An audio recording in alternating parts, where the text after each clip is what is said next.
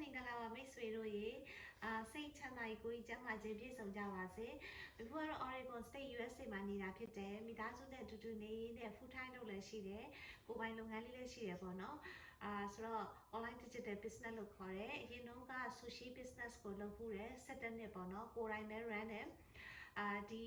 online digital business လေးကိုတော့2020လောက်ကစလုပ်တာဖြစ်တဲ့အတွက်အခုဆို2နှစ်ကျော်ခဲ့ပြီပေါ့နော်အရန်ကိုကြိုက်ပါတယ်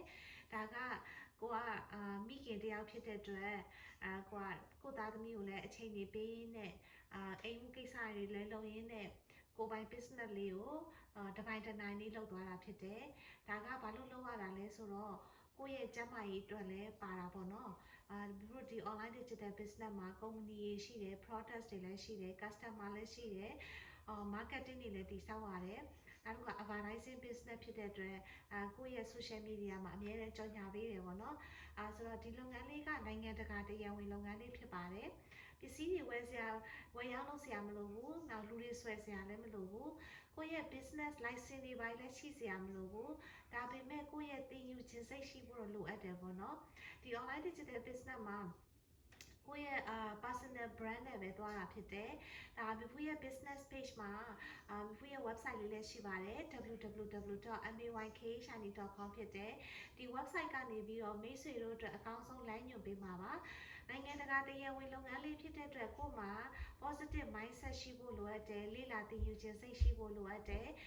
အမြဲတမ်းအောင်မြင်ခြင်းနဲ့တိုးတက်ခြင်းနဲ့ပြောင်းလဲခြင်းနဲ့ပြည့်စုံချမ်းသာကြွယ်ဝခြင်းနဲ့ဆိုတဲ့စိတ်ရှိဖို့လိုအပ်တယ်ဒါမှကိုယ့်ရဲ့ကိုယ်ပိုင်လုပ်ငန်းကတိုးတက်မှာဖြစ်တယ်ဆိုတော့ဒါတွေ mindset တွေချိန်ဖို့လည်းလိုအပ်တယ်ပေါ့နော်အားကြောင့်မလို့ဒီ MLM လုပ်ငန်းမဟုတ်တဲ့ဒီ online digital business လေးကိုလေ့လာကြည့်ပါ scan လည်းမဟုတ်ပါဘူးတကယ်တရားဝင်လုပ်ငန်းလေးပါလုပ်နေတဲ့လူတွေကလည်း2သိန်းခွဲနီးပါးရှိတော့မယ်เนาะဒါ global business ဖြစ်တဲ့အတွက်အားလုံးရဲ့အောင်မြင်မှုကိုလည်းကိုယ်တိုင်မြင်တွေ့ရတာဖြစ်တယ်ဆိုတော့ကိုကလည်းသူတို့လိုမျိုးပဲစူးစမ်းတယ်သူတို့လိုမျိုးအောင်မြင်မှုတွေကိုစတိုက်ယူနိုင်တယ်နောက်တစ်ခါကျတော့ကိုသင်ယူထားသမျှလေးကိုလည်းသူများကို sharing လုပ်ပေးနိုင်တယ်မျှဝေပေးနိုင်တယ်ဆိုရင်ကိုယ့်ရဲ့ business ကစတိုက်အောင်မြင်တာမျိုးဖြစ်တယ်ကိုက passive income ကိုလူတိုင်းကလိုအပ်တယ်ကိုကအခုလောလောဆယ်အလုပ်ရှိရဆိုရင် active income တော့ရမယ် passive income ကကိုယ်တိုင် 100% ပါဝင်စရာမလိုဘဲနဲ့ system နဲ့ချိတ်ထားတဲ့ခါကျရင်ကိုကတခုခုအရေးရဲ့အကြောင်းရယ်ဆိုရင်တခုခုเนาะကျမကြီးမကောင်းတာဘာညာအဆရှိတဲ့ပြင်ပေါ့အဲ့လိုမျိုးလေးတွေဖြစ်တဲ့ခါကျရင် system ကကိုယ့်အတွက် 24/7 run ပေးနေတာဖြစ်တဲ့အတွက်ကိုယ့်ရဲ့ဝင်လမ်းကြောင်းတွေကလည်းမပြတ်သွားဘူးပေါ့နော်အများနဲ့ဇက်တိုက်ကိုရရှိနေတဲ့unlimited digital income ဖြစ်ပါတယ်လေ့လာကြည့်ပါရှင့်ဖိတ်ခေါ်ပါတယ်